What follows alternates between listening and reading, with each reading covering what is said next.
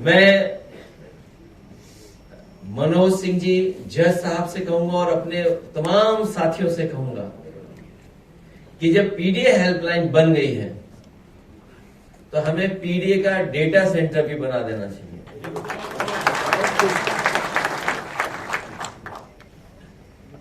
PDA का data centre, उस डेटे की थोड़ी झलकियां हम लोगों ने दिखाई थी ग्राफ के माध्यम से। सरकार को बुखार आने लगा था। केवल कुछ जिलों का डेटा इकट्ठा कर करके, वो भी ऑथेंटिक, और सरकार की वेबसाइट से लेकर के, जब हम लोगों ने ग्राफ से और ग्राफ बना करके पेश करना शुरू किया तो सरकार जो लगातार बोलती है और सामने आकर के जवाब देती है, सरकार जवाब देने नहीं आई। सरकार ने अपने रिटायर्ड होने जा रहे, रिटायर्ड हो चुके कि नहीं हो गए, होने वाले हैं, उनको आगे कर करके कुछ सवाल खड़े किए। मैंने उस समय भी कहा और आज फिर कहता हूं कि अगर हमारे पीडीए डेटा में कोई कमी है, अगर हमें वो डेटा उपलब्ध नहीं हो पा रहा है, तो उस डेटा में आप हमारा सहयोग करें, हमारी मदद करें। बहुत से जिले हैं जहां पर हम लोगों ने डेटा इकट्ठा कर लिया है और वो डेटा शॉकिंग है। शॉकिंग इसलिए है क्योंकि जो न्याय देने वाले लोग हैं वो आपको न्याय देना नहीं चाहते। सरकार की नीयत नहीं है आपको न्याय मिले, सरकार की नीयत पे वो काम करते हैं। कई बार जब उनसे कहा जाता है कि आखिरकार ये फैसला क्यों ले रहे हैं आप, तो कहते हैं हम पर दबाव बहुत है। दबाव किस चीज का है ये कभी कभी समझ में नहीं आता है, लेकिन इस सरकार में दबाव हमें कई मौकों पर देखने को मिला है।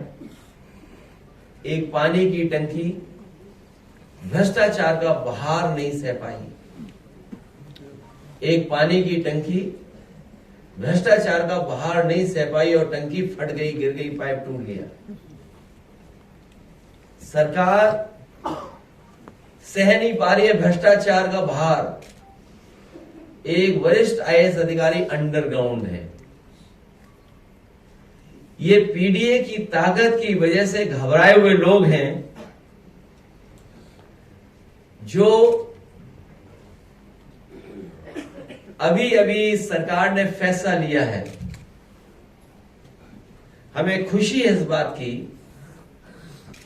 कि सामाजिक न्याय के राज की स्थापना के लिए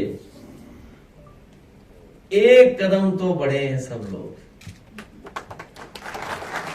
सामाजिक न्याय के राज की स्थापना हो, उसके लिए जाति गणना का फैसला 90% पीडीए की एकजुटता की 100% जीत है। हम सबके सम्मिलित दबाव से भाजपा सरकार मजबूरन ये निर्णय लेने को बाध्य हुई है। सामाजिक न्याय की लड़ाई में ये पीडीए की जीत का एक अति महत्वपूर्ण चरण है। ये शुरुआत है जहां से सामाजिक न्याय के राज की स्थापना और पीडीए की लड़ाई के लिए अति महत्वपूर्ण ये चरण शुरू हुआ है। भाजपा सरकार को ये चेतावनी है कि अपनी चुनावी धांधली हम लोगों ने, आपने समय समय पर इनकी चुनावी धांधली देखी है। रामपुर रहा हो, करहल रहा हो, फैजाबाद की सीट रही हो, अयोध्या की सीट मिल्कीपुर रही हो, समय समय पर और सीसीटीवी में कैद होते हुए भी इनकी चुनावी धांधली हमने, आपने और जनता ने देखी है। इसलिए भाजपा सरकार को यह चेतावनी है कि अपनी चुनावी धांधली को जाति जनगणना से दूर रखें, क्योंकि ये कोई भी धांधली गिनती में कर सकते हैं। एक ईमानदार जनगणना ही हर जाति को अपनी अपनी जनसंख्या के अनुपात में अपना वो अधिकार और हक दिलवाएगी जिस पर अब तक वर्चस्ववादी फन मारकर बैठे थे। ये अधिकारों के सकारात्मक लोकतांत्रिक आंदोलन का पहला चरण है और भाजपा की नकारात्मक राजनीति का अंतिम, भाजपा की प्रभुत्ववादी सोच का अंत होकर ही रहेगा। संविधान के आगे मन विधान लंबे समय तक चल भी नहीं सकता है। संविधान के आगे मन विधान बहुत लंबे समय तक नहीं चल सकता है। इसलिए मैं इस बात को मानता हूं कि ये इंडिया की जीत हुई है। तमाम हमारे पुराने समाजवादी नेता और बड़ी संख्या में सामाजिक न्याय के आंदोलन को आगे बढ़ाने वाले लोग, उनकी वजह से ये परिणाम मिला है। एक लंबी लड़ाई के बाद आज सरकार तैयार हो गई है कि उन्हें जाति जनगणना करना पड़ रहा है। जातिवाद जनगणना का मुद्दा हमेशा बहुत जिम्मेदारी से समाजवादियों ने उठाया और आज हमें उम्मीद है कि इस जाति जनगणना के माध्यम से जो पीडीए का दबाव है, बहुत सच्चे डाटा, सच्ची जानकारी मिल जाएगी। और अभी तो इससे आगे और कदम बढ़ने हैं। प्राइवेट जगहों पर, संस्थाओं में नौकरी, रोजगार, इन तमाम सवालों पे और बहस छिड़ेगी। जो मकसद था इक्वलिटी एंड जस्टिस का, उस इक्वलिटी एंड जस्टिस में हम लोग और आगे बढ़ने का काम करेंगे। साथ ही साथ आज जो श्रमिक दिवस है, मैं उसके लिए देश दुनिया के सभी श्रमिकों को बधाई और भविष्य के लिए शुभकामनाएं देना चाहता हूं। आज के भारत में श्रमिकों की सुरक्षा का विषय सामाजिक, आर्थिक व मानसिक कई स्तरों पर चुनौतियों का सामना कर रहा है। आज श्रमिकों की परंपरागत परिभाषा बहुत व्यापक हो गई है। इनमें निम्नलिखित मैं पढ़ना चाहता हूं। कृषि श्रमिक, मनरेगा लेबर, मंडी श्रमिक, पोर्टर। कहीं आंदोलन हो गया क्या? फोटोग्राफर भाग रहे हैं। अच्छा, 3 बजे बीजेपी, तो हम लोग चलाएंगे 4 बजे तक। दुकान श्रमिक, मैं दोबारा कहना चाहता हूं, क्योंकि जब पीसी होगी तो आप लोग हमारा सहयोग करना। तो वहां क्या बोला जा रहा है हमारे खिलाफ? बड़ी संख्या में जो हमारे कृषि श्रमिक, मनरेगा श्रमिक, मंडी, पोर्टर, दुकान, एमएसएमई, निर्माण उद्योग में लेबर है, औद्योगिक सेवा क्षेत्र में है और नई तरह की एक बड़ी संख्या में लोग जहां काम कर रहे हैं। हालांकि उसको हम लेबर की कैटेगरी में नहीं ला सकते हैं, लेकिन ये कह सकते हैं कि सम्मानजनक वो रोजगार नहीं दिखता है। लेकिन क्योंकि नौकरी नहीं है, रोजगार नहीं है, इसलिए डिलीवरी बॉय या हमारे ड्राइवर, ये दैनिक रोजगार है। ये कोई बहुत परमानेंट नौकरी नहीं है, ये दैनिक रोजगार है। भाजपा राज में सामान्य रूप से सबकी चुनौतियां सिवाय कुछ एक विशेष अंतर के लगभग एक जैसी हैं।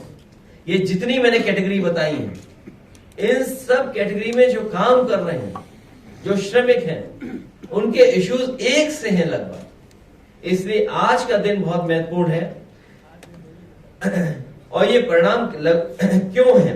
रिकॉर्ड तोड़ बेरोजगारी, नियमित रोजगार की समस्या, कार्य की दशाओं हालत की समस्या, किस परिस्थितियों में काम करते हैं, कार्य के घंटों की समस्या। कभी हम लोगों ने सुनने को मिला था कि किसी ने कहा कि इतने घंटे काम करना चाहिए। हमें और आपको वो मशीन समझते हैं कि अगर आप इतने घंटे भी काम कर सकते हैं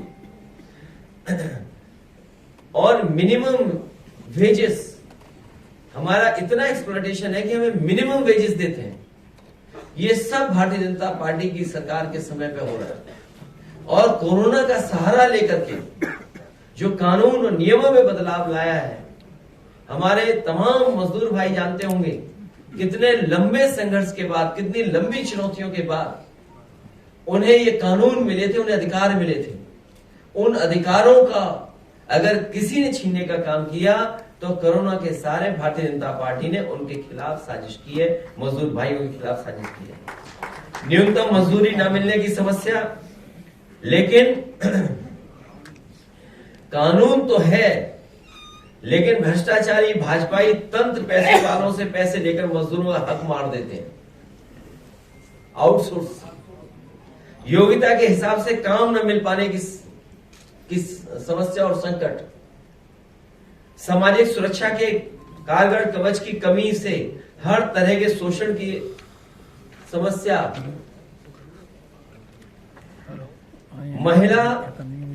महिलाएं हैं उनके लिए सुरक्षा चक्र, बच्चों के लालन पालन व अन्य विशेष परेशानियों में अपेक्षा अनुसार सुविधाओं की कमी के होना, ऑफ सीजन में रोजगार की समस्या, वैकल्पिक रोजगार की समस्या, समय पर मजदूरी न मिलने की समस्या, मजदूरी में भी कमीशन खोरी की समस्या।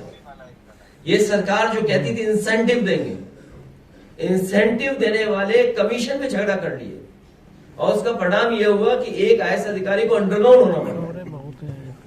कर्जदारी की समस्या, बीमारी में पैसे न मिलने की समस्या, विश्राम हेतु नियमित अवकाश न मिलने की समस्या, डिलीवरी करने वाले या ड्राइवर पर समय पर पहुंचने के दबाव में दुर्घटना और चिकित्सा बीमा की कमी की समस्या, या उन्हें जो मदद मिलनी चाहिए वो भी शायद नहीं दे पा रहे हैं।